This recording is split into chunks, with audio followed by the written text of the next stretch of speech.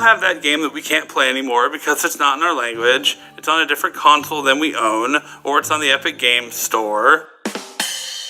So I like this game called Secret of Mana, or Seiken Densetsu 2. It's one of my favorite childhood games, and I played it a lot. It's also the second game in the trilogy. The first game being Final Fantasy Adventure for the Game Boy, and the third game being the one with the 3 next to it. That third game was not released in the US, but an awesome group of fans have translated the game and emulated it. Play at your own risk, however, as Nintendo has been cracking down on emulated games as of late. Recently, I made a Japanese account on my Nintendo Switch, and after buying a 5,000 yen download card, I bought 2 games from the eShop, Rolling Gunner and Sisters Royale, both shoot-em-ups. The latter was made by Alpha System, who made the Castle Shikigami trilogy, and those were fortunate enough to be localized, translated, and voiced in English. Oh no! Go home. Regret this.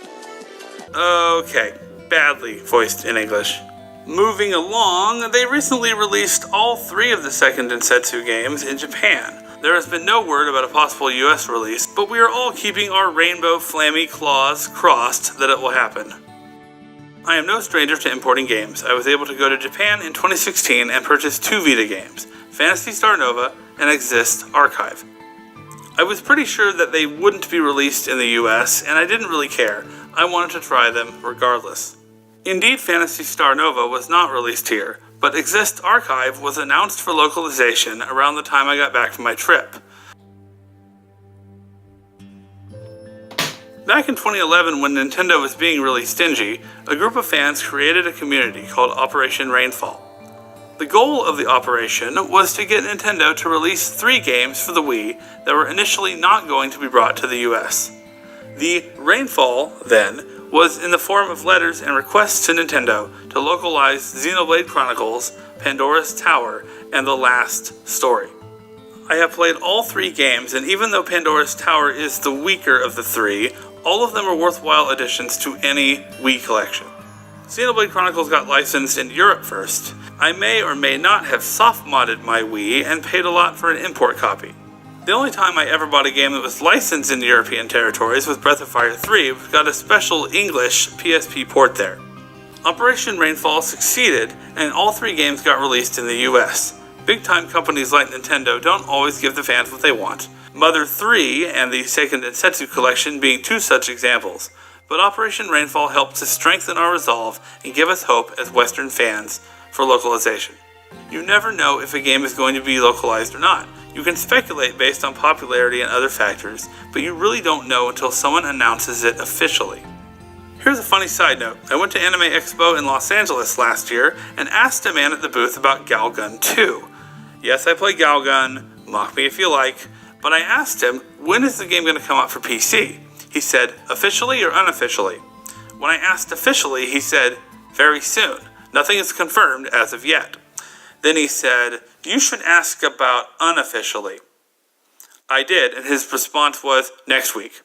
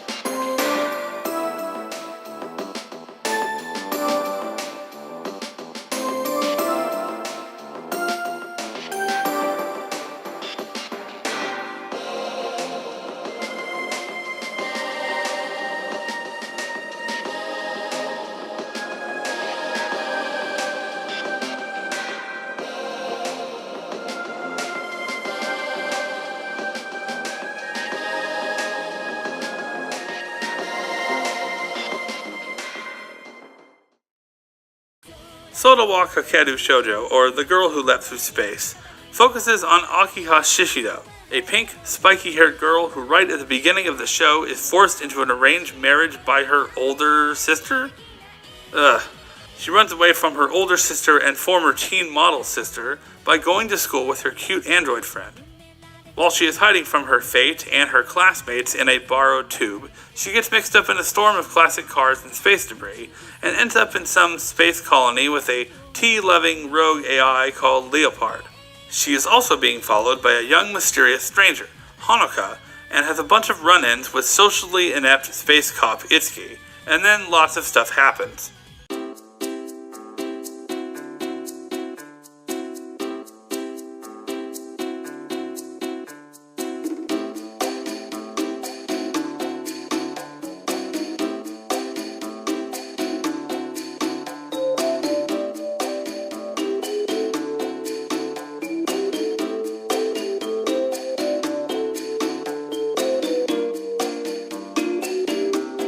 It's by the Maihime director and staff, so basically Akiha is Mai, Itsuki is Natsuki, and Honoka is Makoto.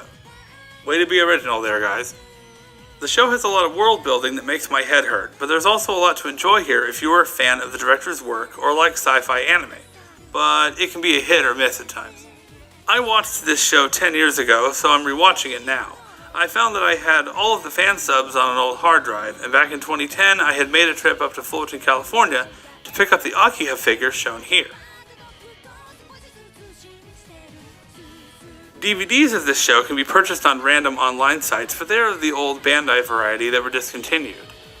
The footage that I've been using in this video is the same footage that I used in an AMV almost 10 years ago.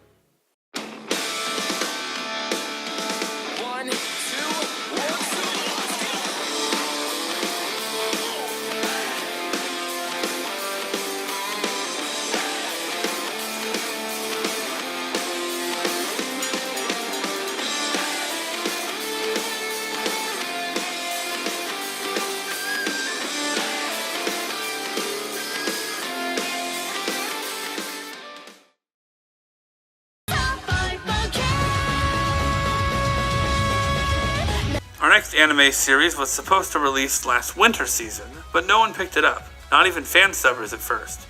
I found it hiding out on one of those finger quotes other anime streaming sites that I won't mention for possible legal issues. Circlet Princess is an anime television series adaptation from a browser game. It was announced on August 9th, 2018. The 12-episode series is in a type of fan sub limbo, where almost no one will touch it. Rumors currently are that the Chinese streaming site Bilibili is blocking any Western distributor from licensing this series. China is already on my nerves because of the Chinese companies putting their nose into some Western game companies like Blizzard and Bungie. They've already put the Diablo series in a tough spot. What's next? Destiny Mobile, anyone? Do you guys not have phones? Yeah, you guys all have phones, right? I saw one episode of Circlet Princess and was not impressed at all. How do you take hot anime chicks fighting each other with swords and make it boring? I also noticed some cheap reused animations in just the first episode. It was enough to get me to not care so much. In conclusion, the bottom line is that games and anime are a business, and a business has to make money. Does every game or anime series produced deserve an English localization? Depends on if it makes money. Does a show's bad quality affect its localization attractiveness? Probably. We don't usually watch crap unless it's so bad it's good, like The Room or something. It may be sad that there are some entertainment properties that will not be made available for everyone, but since money is the literal bottom line for production companies, it is important to make our voices heard. We have the money that they want, and we can use our power to influence these companies if enough of us speak out. But sometimes companies have mergers, changes in leadership, and closures because of all kinds of circumstances. Sometimes companies are stupid and don't listen to the fans. Cough, BioWare, cough. But if we don't get what we want, our job is to avoid crying into our computers like little babies. You might want to learn some Japanese and find some programmers. Save up to buy that other console, or wait 6 months to play Borderlands 3. Some good news is that we live in a great time, where those games and shows that got away can be made available, even if we have to sometimes explore the lonely space-like depths of the internet. This is Dan T of Twisted Banana Productions, sucking it up to go get a Hulu subscription in order to watch One Punch Man Season 2.